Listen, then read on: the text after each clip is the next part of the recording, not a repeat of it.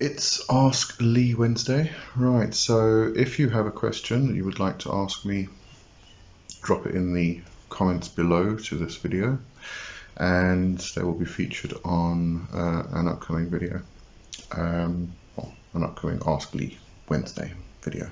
There you go.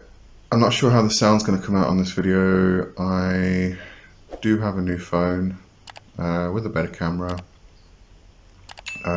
But it seems like the mic I was using doesn't work as well. So I've taken the mic away. I'm just using the camera's or the phone's microphone. So hopefully this sounds okay. And also we have load shedding at the moment, so I don't have all of the lights on, so it might look a bit dull. All right, so Ask Lee Wednesday. Let's have a look. So, oops, put the volume up. So the first question was from Agent J. If you activate a sigil with your intention, do all sigils of that same design manifest for whoever comes into contact or draws them if that's a part of their intention? Or is a sigil just a visual piece of art until someone activates it through a ritual?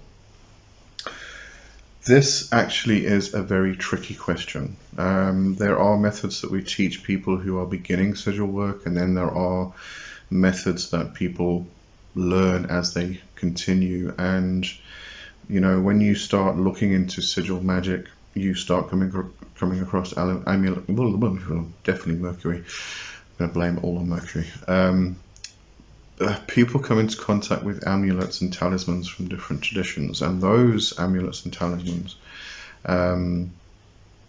do hold a particular intention and energy and power, and they have been used for hundreds of years with success by thousands upon thousands of people.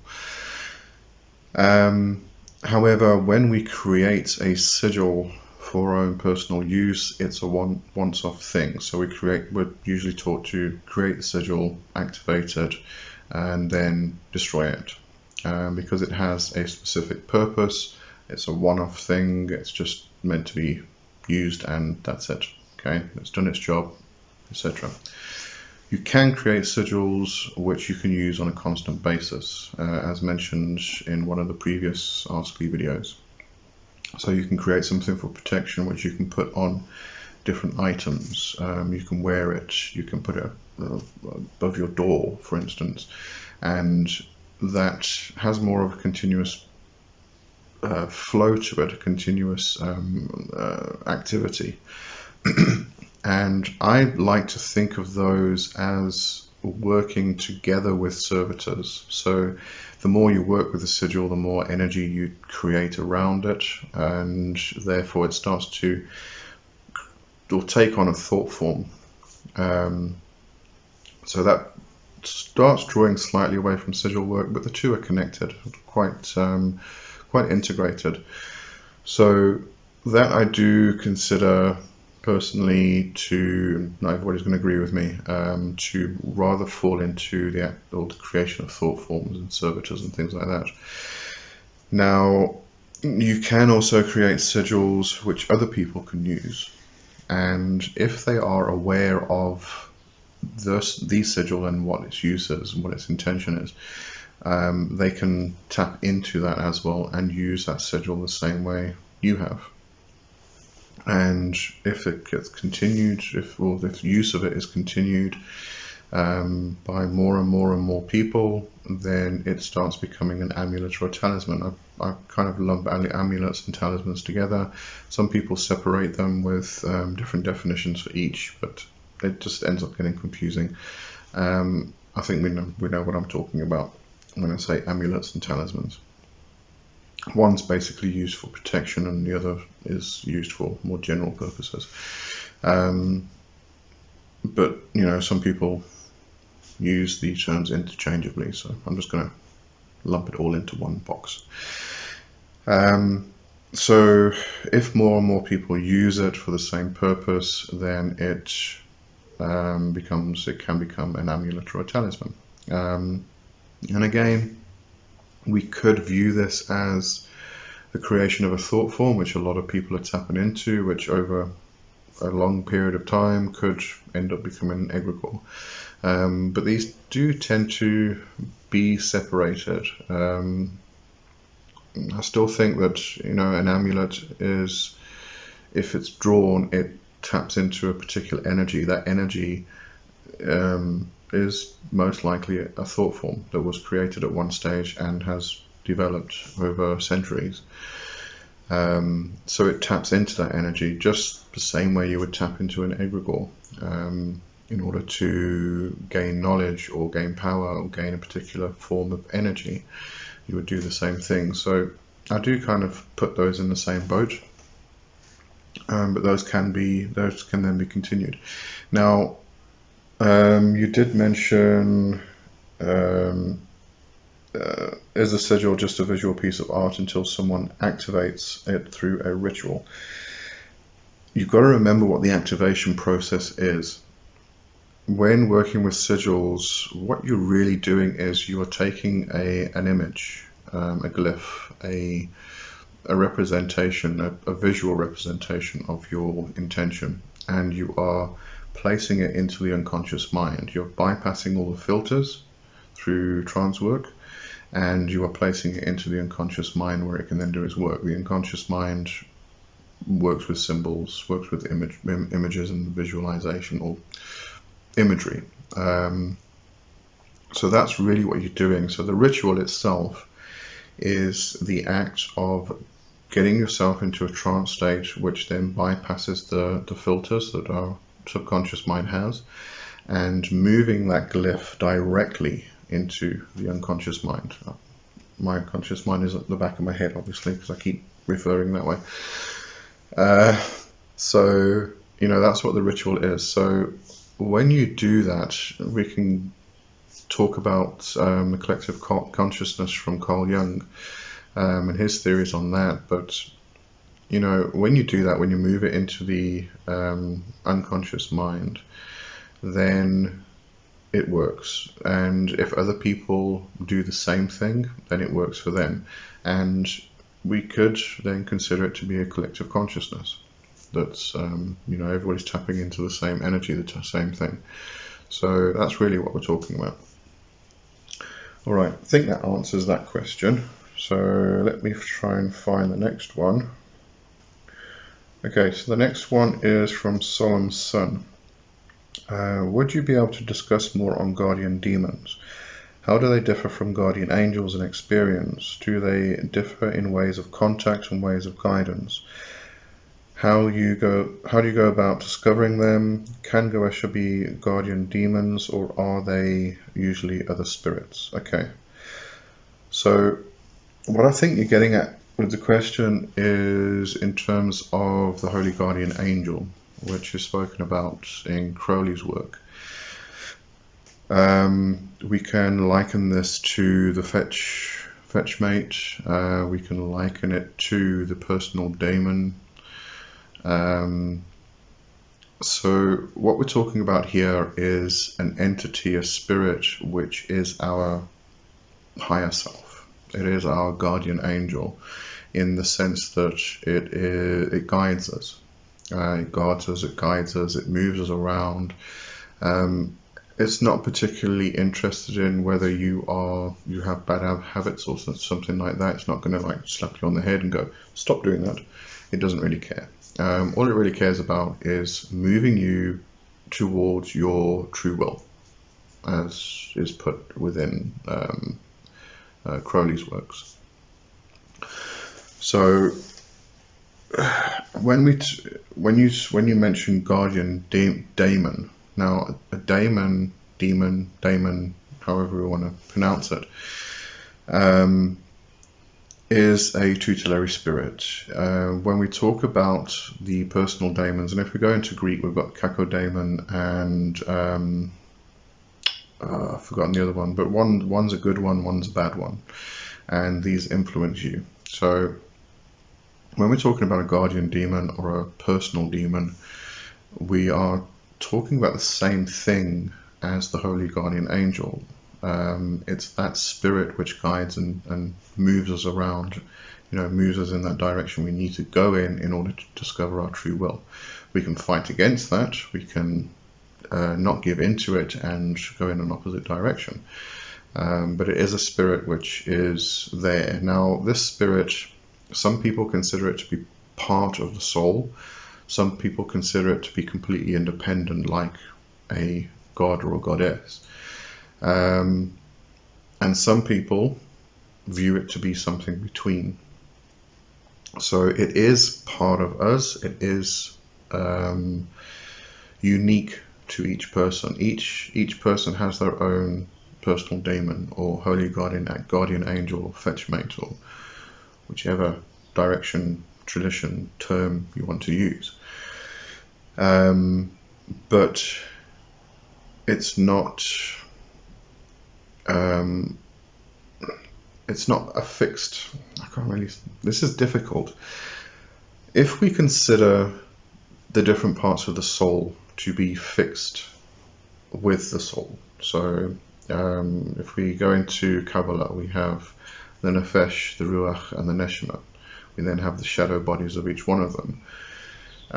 But those all form part of the soul, and the Neshama is considered to be the higher self. But this holy guardian angel, by many, is considered to not be part of that, but to be unique to the person. So whereas you have your soul, which is unique to you, you also have this higher, this holy guardian angel, which is personal to you, so it's unique to you, but not entirely part of the soul. As I said, some people consider it to be part of it, some people consider it to be completely independent and is actually a god or a goddess. So there's all different opinions of where that actually fits in. Now, when we compare this to spirits such as those from the Goetia, this is very, very different. This is completely and utterly not the same thing. Your personal demon, your guardian demon, your holy guardian angel, I think we need an overall arching term for all of these things, is, as I said, personal to you. So it doesn't form any part of any pantheon at all. And that's kind of it, really. I think the problem comes in with terminology. Guardian demon versus guardian angel, and they're really the same thing. Somebody just decided to, the personal demon comes from the Greek traditions, and somebody decided that demon's not a nice word, but it's a nice entity, therefore it guides us, it teaches us, it helps us. So it can't be a demon because a demon's evil. So they decided to just change it to angel. That's speculation, but I think that's probably what happened. But they are one and the same thing. There's no difference really. Call it your personal spirit. There we go. Or just call it your higher self. Not entirely sure if we can equate that personal spirit with the higher self though. So I'm in two minds about actually putting those two in the same boat. But anyway, so wait, let me just make sure I got your whole question there.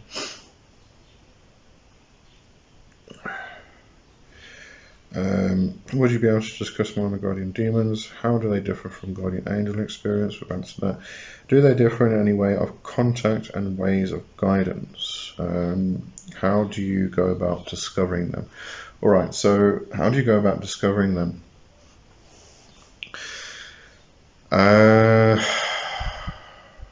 Any way of 1,000,001 different ways. That makes it easy, hey? Okay, so we have things like a Brahmanan.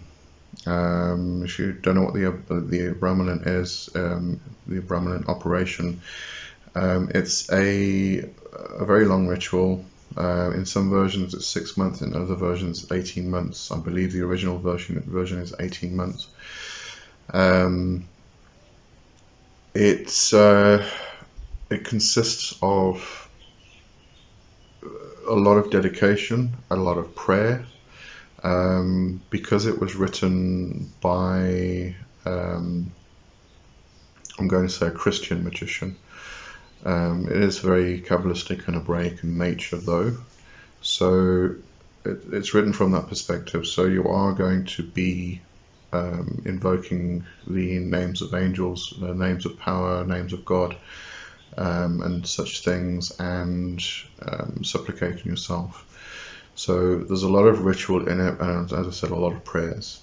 And the entire operation, I did it over a 6-month period. I did try to change it into more of a pagan perspective. It didn't quite work very well, but I did do it in the proper sense. I didn't.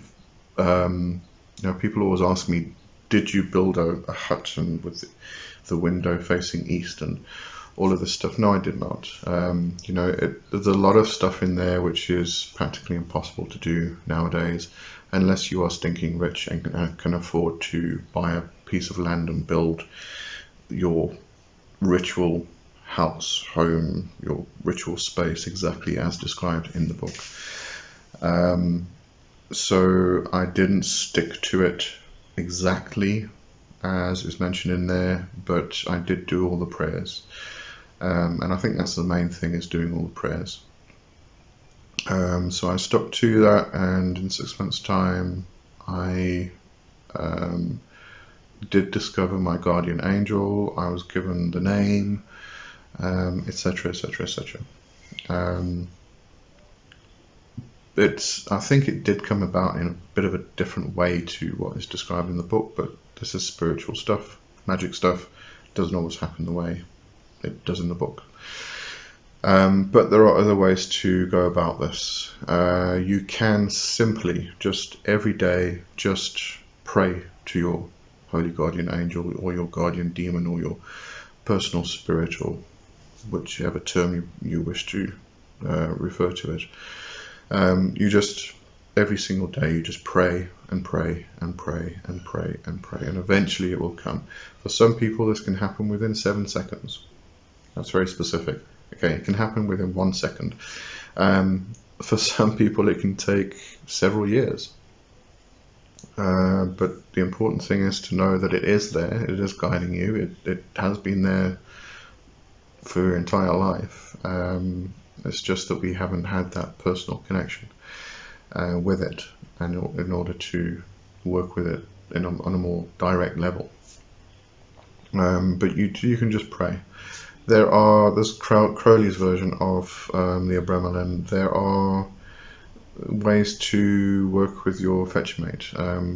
You may discover your fetchmate in dreams, for instance. I've dreamt of mine several times over the past couple decades. So there's all different ways you can actually discover your guardian angel, and no one way will suit everybody, unfortunately.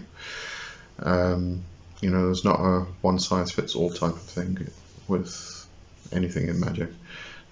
So I think the best thing to do is just reach out and touch your personal spirit. Can I start singing Depeche Mode now? Yeah, it's difficult to guide somebody in a general sense like this. So it really is a case of trying to discover what works for you, what works best for you. And you might try and do the Abramelin and do an 18-month operation, and you don't get the results at the end of the day. Nothing wrong with that. Do it, try it. If it doesn't work, then just try something else. I know you may feel like, well, that's 18 months wasted. It definitely isn't. That's 18 months of experience that you cannot be replaced with anything else.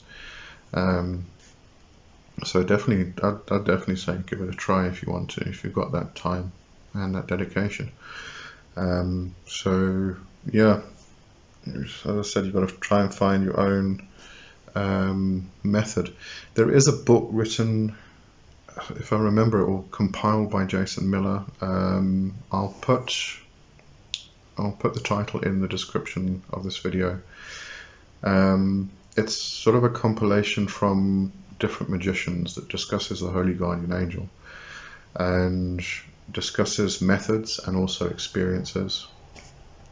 One thing I will say, which was a huge impact on me and a negative impact, and because I didn't have the guidance at the time, it really just threw me off kilter. And you know, I did the Abremelin, and I found that things were just going a bit wonky after that, and I kind of gave up magic. I disconnected from all communities, and I just focused on career and family and things like that. And for that lasted for 7 years, roughly. And the reason for that is, after you do work like that, you need to allow yourself time to adjust. It takes a lot out of you, and things change, and they change quite drastically. So, you know, if you're going to do something at some form of ritual which requires dedication for 6 months or a year or 18 months or whatever it is, remember that after that period, you need to allow yourself time to adjust, and you know, allow your life to fit into the changes that have been made, because huge changes in your energy body, in everything, is made. There's no question about it. It just happens. You are going to make huge changes in your life throughout all of your systems. So you have to allow yourself that time to adjust into that. If you don't, it's just going to throw you off track, and it's going to probably take you a long time to get back, like it did with me. So just bear that in mind if you're going to do something like that. Okay, I am going to leave it there. Hope that answers the questions. And as I said, if you've got any questions you want me to answer on Ask Lee Wednesday video, this one, just leave those questions in the comments to these videos, and I'll add them to the list as we go. Okay, so have a great one, and I'll see you soon. Bye bye for now.